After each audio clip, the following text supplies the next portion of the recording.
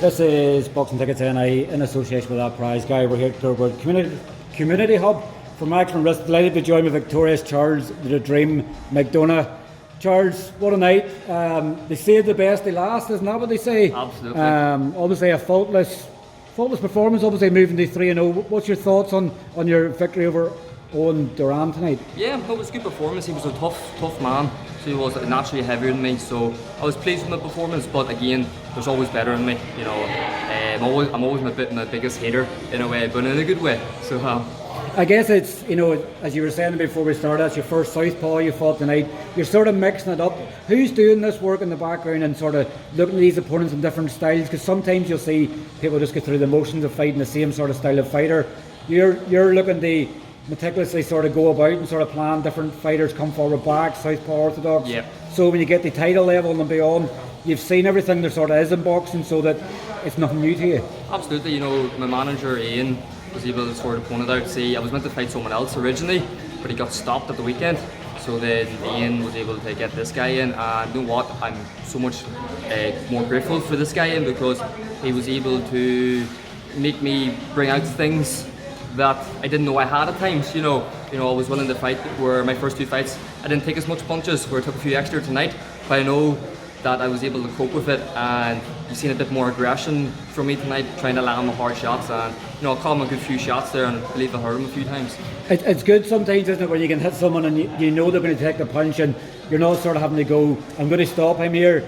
Sometimes you can learn good things out of that, but you'd rather than be able to take your punch, because then you're going, right, well, what do you have to try the next time? I have to try a different wee shot on somewhere, just to try and surprise them. You know, that's the thing, it's like a game of surprise with some of these guys, that you have to trick their mind into thinking something else, so you can, a shot they don't see that puts them down. Absolutely. You know, like, I don't believe in first round knockouts in starting off my career, because what do I learn from it? You know, I want to bank 4 rounds each time as I'm gradually stepping up, and then obviously when I'm starting to step up the more competitions, then that's when we're going to start seeing the knockouts and stoppages from me. The gym's obviously flying at the moment. Obviously Matty's obviously just had a fight announced tonight for Rudy Farrell for the Irish title. Donagh fighting for the first time on Irish soil. James Freeman obviously has been pretty active. He's just such a stable there now, and these are all coming together sort of around the same time. Is that helping develop these all at a quicker pace? Oh, absolutely. You know, the gym's buzzing. You know, like we're having good crack at the gym, but we're also working hard. So like having the lads there, it's great. You know, we're always pushing each other on. You know, type of way, like when we see one's doing really well, the other pushes them on. So we're all achieving. You know, that's the way the gym is. You know. Ryan has a wee saying. I forget what the saying is. You know, if one wins, we all win. So I've obviously spent quite a bit of time with Ryan between last night and the day of mission, obviously here tonight, but he seems to be the gelling, he's all together well, and he's obviously have a good bit of banter. I know Conor Quinn keeps telling me the banter is unbelievable in the gym. Yeah. I was telling Ryan last night that Conor said his training was too easy, and he said instantly, that's a lie, because he knows it's not easy. Oh no, definitely not easy. You know, there's some days you go in there and you feel like you're going to die after the session. So, but that's good. You know, you need that, especially as a professional boxer. You know, there's no point having an easy session, because what do you get from it? You know, you have to be working hard all the time. Are you used to that blend of Ryan now? Like, are you past that stage now where you're going, oh my God, I'm being trained by a unified world champion, one of the greatest in Ireland to ever do it? Are you past that stage now? Like, is everything sort of sinking in now? You're sort of going, look, it's only Ryan. Yeah, like I've been working with Ryan now over a year. I believe I joined Ryan last August. You know, obviously I still look up to Ryan because of obviously what he's done. But like, you know, like when you ring Ryan, it's just like you're ringing Ryan. You know what I mean? So it's good crack with him, and obviously I look up to Ryan. You know, he's been there and you know passing all the knowledge on to us. That's your first fight now as a father as well. Obviously, yeah. with Theo last night, obviously he watched the clock for every hour in the lead up to the weigh-in and last night. How are you finding obviously being a dad now? Like, that's your first one as a dad out of the way. How's that adjustment helped? Really good. You know, like I definitely find my mindset. I don't believe in motivation, but my drive is so much more now because I have my wee boy. Like my life has changed completely. He's really good. You know, he's not that bad at night. You know, up maybe once or twice. So I'm getting plenty of sleep anyways. But no, like my complete mindset has completely changed now with him. Like it's been the best blessing I've ever got in my life. You know, having him, because now, like before, like we wanted to win. But now, not putting no pressure on himself, but you have to win. You know, you have to succeed and put the food on the table for the family. You know.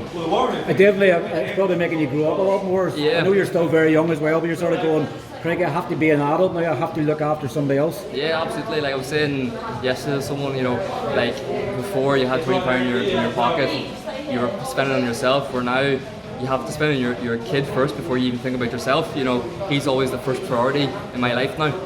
And I guess I'll help make him wait as well, obviously.